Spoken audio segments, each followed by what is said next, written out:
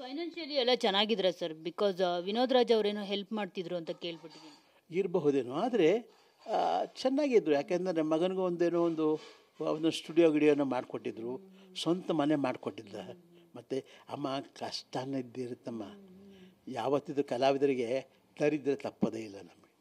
ಹಾಗಂತ ಅದನ್ನು ಹೇಳ್ಕೊಟ್ರೆ ತಪ್ಪಾಗುತ್ತೆ. ಅವ್ರು ಯಾವುದ್ರ ಹತ್ರ ಹೇಳ್ಕೊಳ್ತಿರ್ಲಿಲ್ಲ ಪಾಪ. ಅವನಿಗೂ ಪೆನ್ಷನ್ಗಳೆಲ್ಲ ಬರ್ತಿತ್ತು ಅಂತ ಕಾಣುತ್ತೆ. ಇಲ್ಲ, ಅದೇ ವಿಜಯ ಬ್ಯಾಂಕಲ್ಲಿ ಕೆಲಸ ಮಾಡ್ತಾಯಿದ್ರು, ಅದನ್ನು ಆ್ಯಕ್ಟಿಂಗೋಸ್ಕರ ಬಿಟ್ಟರು. ಸೊ ಆ ಬ್ಯಾಂಕ್ ಕೆಲಸ ಬಿಟ್ಟಿದ್ದು ತಪ್ಪಾಯ್ತಾ ಅವರು ಆ್ಯಕ್ಟಿಂಗಿಗೋಸ್ಕರ ಅಂತ? ಅದು ಖಂಡಿತ ತಪ್ಪಲ್ವಾ.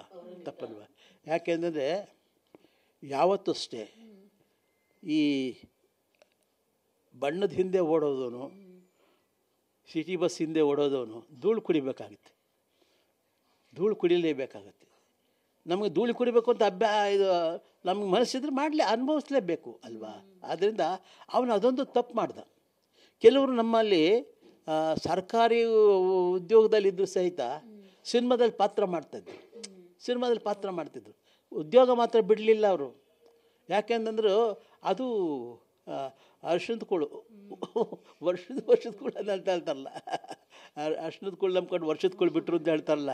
ಆ ಥರ ಯಾವತ್ತೂ ಅಷ್ಟೇ ನಮಗೆ ಯಾವುದೊಂದು ರಕ್ಷಣೆ ಇರುತ್ತೋ ಅದನ್ನು ಬಿಡಬಾರ್ದಮ್ಮ. ಇದು ಕಲೆ ಅನ್ನೋದು ಇವತ್ತು ಚಿರುತ್ತೆ. ಯಾವತ್ತೂ ಅಷ್ಟೇ ಈ ಕಲೆ ಅನ್ನೋದು ಸ್ವಲ್ಪ ತಾತ್ಕಾಲಿಕ. ಇದು ಎಷ್ಟು ಇವಾಗ ನಮ್ಮ ಸಿನಿಮಾ ನೋಡೋಕ್ಕೆ ಎಷ್ಟು ಒಂದು 2 hours ಕೂತಿರ್ತಾರೆ ಜನ, ಅವಷ್ಟು ಎಂಜಾಯ್ ಮಾಡ್ತಾರೆ. ಆಮೇಲೆ ನಮಗೆ ನಾವೇ ರಂಗಭೂಮಿಲೇ ಆಗಲಿ 1-2 ಗಂಟೆ ಕಾಲ ನಾವು ಪಾತ್ರ ಮಾಡ್ತೀವಿ, ಜನ ಎಂಜಾಯ್ ಮಾಡ್ತಾರೆ. ಆಮೇಲೆ ತಿರ್ಗಾ ನಮಗೆ ನಾವೇ ತಾನೇ ಅಲ್ವಣ್ಣ. ಅದರಿಂದ ಅದೊಂದು ತಪ್ಪು ಮಾಡೋದಂತ ಅನಿಸುತ್ತೆ ನಮಗೆ ಪಾಪ. ಅದು ಅವರವ್ರ ತಿಳುವಳಿಕೆ, ಅವರವರ ಮನೋಭಿಲಾಷೆಗೆ ಬಿಟ್ಟಿದ್ದಲ್ವ. ಅದು ನಾವದು ತಪ್ಪು ಅಂತಲೂ ಹೇಳೋಕ್ಕಾಗಲ್ಲ. ತಪ್ಪು ಸರಿ ಅಂತ ಹೇಳೋಕೆ ನಾವ್ಯಾರು? ಯಾಕೆಂದರೆ ಅವ್ರ ಬದುಕಿನ ಪ್ರಶ್ನೆನ ಅವ್ರಿಗೆ ಒಂದು ಇದು ಕಂಡುಹಿಡ್ಕೋಬೇಕಲ್ವ. ಫೈನಲಿ ಏನು ಹೇಳ್ತೀರಾ ಸರ್? ನಮ್ಮ ಇಡೀ ಕನ್ನಡ ಚಿತ್ರರಂಗನೇ ಅವರ ಬಗ್ಗೆ ಒಂದು ಬಹಳ ದುಃಖವಾಗಿದೆ. ಕನ್ನಡ ಚಿತ್ರರಂಗ ಅಷ್ಟೇ ಅಲ್ಲ, ಇಡೀ ನಮ್ಮ ಕನ್ನಡ ಅಭಿಮಾನಿಗಳು ಸಹಿತ ಅವನಿಗೂ ದುಃಖವಾಗಿದೆ, ಅವ್ರಿಗೆಲ್ಲ ದುಃಖವಾಗಿದೆ. ನಮಗೂ ಸಹಿತ ತುಂಬ ದುಃಖವಾಗಿದೆ. ನಾವಿನ್ನೇನು ಹೇಳೋಕ್ಕೆ ಸಾಧ್ಯ? ಜಾತಸ್ಯ ಮರಣಂ ಧ್ರುವಂ, ಮನುಷ್ಯ ಹುಟ್ಟಿದವರೆಲ್ಲ ಸಾಯಲೇಬೇಕು. ಆದರೆ ನಾವು ಭಗವಂತ ಕೇಳ್ಕೊಳ್ಳೋದಷ್ಟೇ, ಅವರ ಕುಟುಂಬಕ್ಕೆ ಆ ದುಃಖವನ್ನು ಭರಿಸೋ ಒಂದು ಇದನ್ನು ಕೊಡಲಿದ್ದ, ಶಕ್ತಿಯನ್ನು ಕೊಡಲಿದ್ದ ನಾನು ಕೇಳ್ಕೊಡ್ತೀನಿ. ಕೊನೆಯದಾಗಿ ನನಗೆ ಈ ನಿಮ್ಮ TV9 ಮುಖಾಂತರ ಮತ್ತೆ ಆ ಗೆಳೆಯನನ್ನು ನೆನಪಿಸ್ಕೊಳ್ಳೋ ಒಂದು ಕೆಲಸ ಮಾಡಿದ್ರಿ. ಧನ್ಯವಾದಗಳು. ಯಾಕೆ ಸರ್ ಕಣ್ಣೀರ?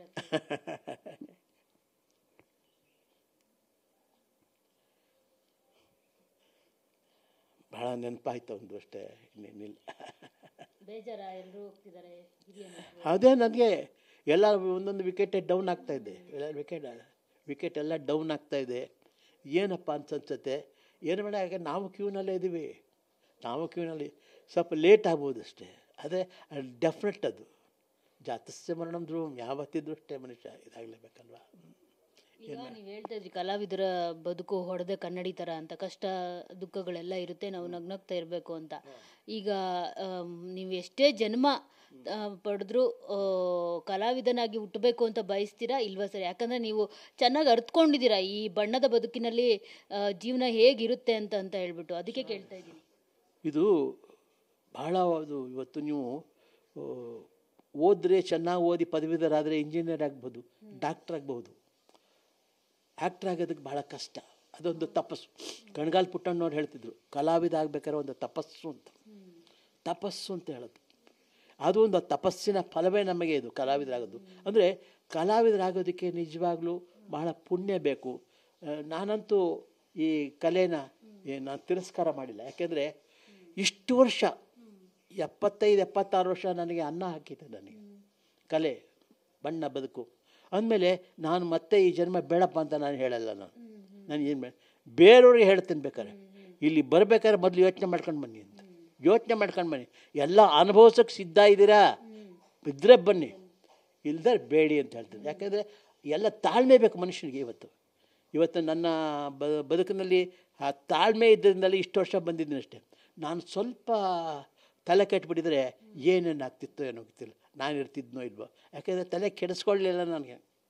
ಬಂದದ್ದೆಲ್ಲ ಬರಲೇ ಗೋವಿಂದನ ದಯವಿರಲಿ ಅಂತ ಹೀಗೆ ಬಂದುಬಿಟ್ಟೆ ನಾನು. ನನಗೆ ನಾನು ಎಷ್ಟು ಹೇಳೋದು, ನಮ್ಮ ಗೆಳೆಯ ಬ್ಯಾಂಕ್ ಇಲ್ಲ, ಆದರೆ ಅವನು ನಮ್ಮ ಮನಸ್ಸಿನಲ್ಲಿ ಯಾವಾಗಲೂ ಇರ್ತಾನೆ, ಚಿತ್ರರಂಗದಲ್ಲಿ ಯಾವಾಗಲೂ ಇರ್ತಾನೆ. ಅವನ ಕುಟುಂಬಕ್ಕೆ ಈ ದುಃಖವನ್ನು ಭರಿಸುವ ಶಕ್ತಿನ ಕೊಡಲಿ ಅಂತ ನಾನು ಕೇಳ್ಕೊಡ್ತೀನಮ್ಮ. ಧನ್ಯವಾದಗಳು.